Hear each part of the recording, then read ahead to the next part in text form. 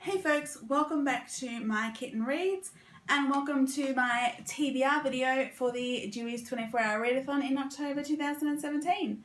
So yeah, I've got a decent TBR put together, some of them physical, some of them digital.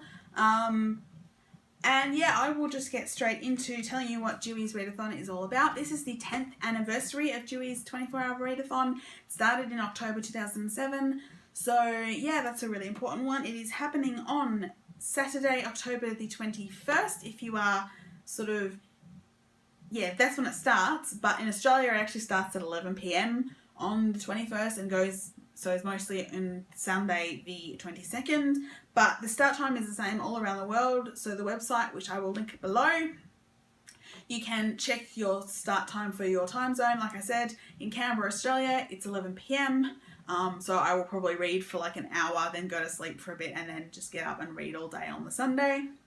Yeah, so my TBR. I have quite a few things. So this year I'm going to include some poetry.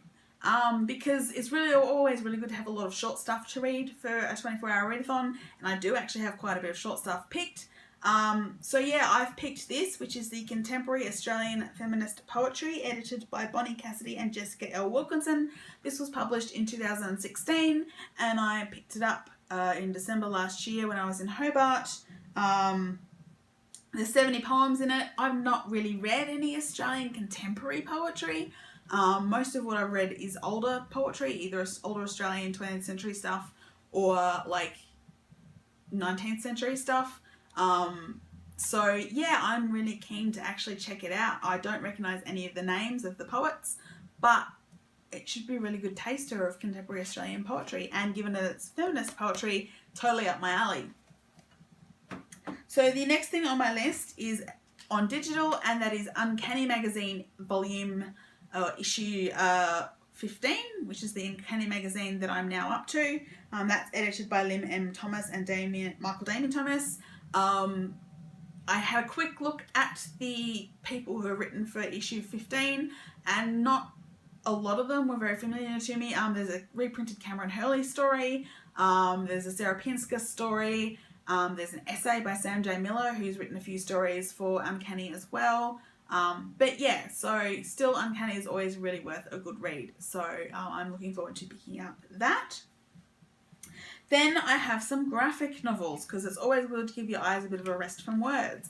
So in terms of physical graphic novels, I have Lumberjanes, volume 3, A Terrible Plan. This is by Noelle, Stevenson and Shannon Waters, and is illustrated by Carolyn Nowach. I really loved the first 2 volumes of Lumberjanes, so I'm really looking forward to checking this out. This is the story of a group of friends who are at summer camp, and strange stuff keeps happening in the woods that they keep stumbling against, and so it's about girls, it's about friendship. 2 of the girls were on a date, I believe, in this volume, so there's like queer representation. Yeah, so really keen to pick that up, and that should make a good break.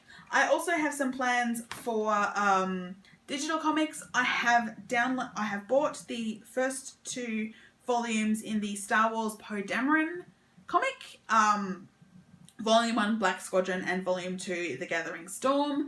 I'm in a real Star Wars mood lately, and Poe Dameron is a character I absolutely love from The Force Awakens, so I love X-Wings and fighter squadrons, so that I have already bought, and so we'll be downloading. If I need any more graphic novels apart from those, I will probably give the old Rogue Squadron comics a chance. I kind of really want to pick them up because I've never read them, and it's Rogue Squadron and I love them.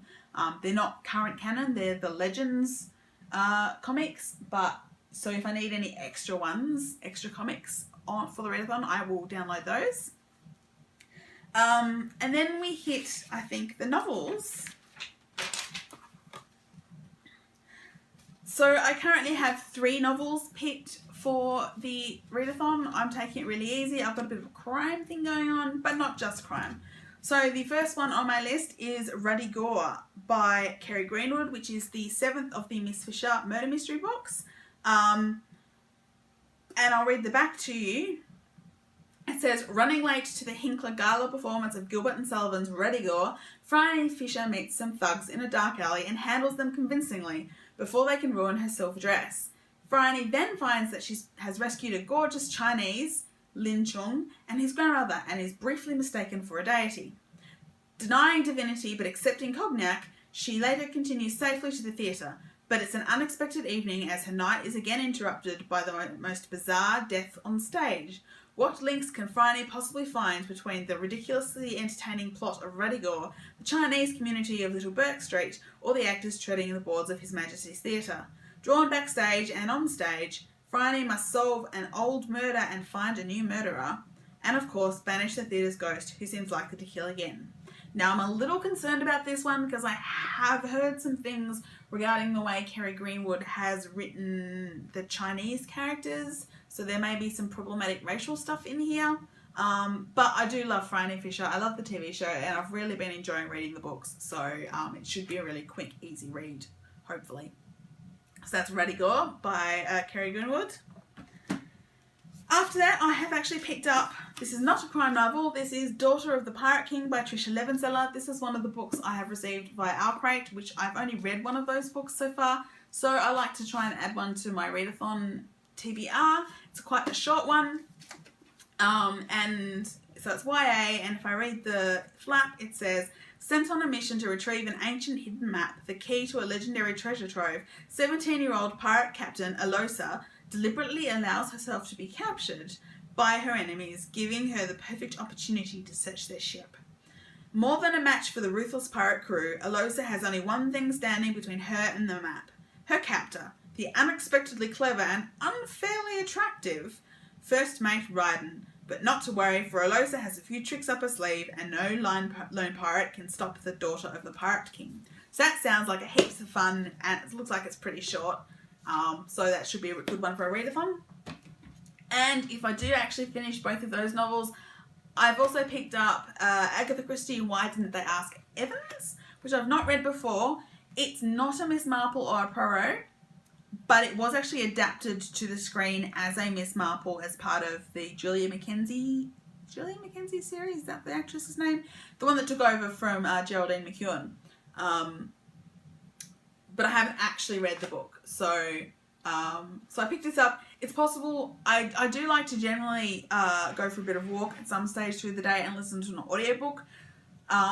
If I've finished Northanger by then, which I'm not sure I will, but we'll see how I go. But if I have finished Northanger, this may be worthwhile picking up on audiobook if it's available. But yeah, so that's another crime novel. And that is my TBR for the Dewey's 24-hour readathon. So it's kind of ambitious, but there's a lot of really short stuff on here, so I should hopefully finish quite a few things. And yeah, so let me know if you're participating in the readathon, or if you have any questions about it. Like I said, I will link the website down below, and I will probably film a vlog during it to let you know how I'm going. So I will see you next weekend for Dewey's 24-hour readathon. Bye!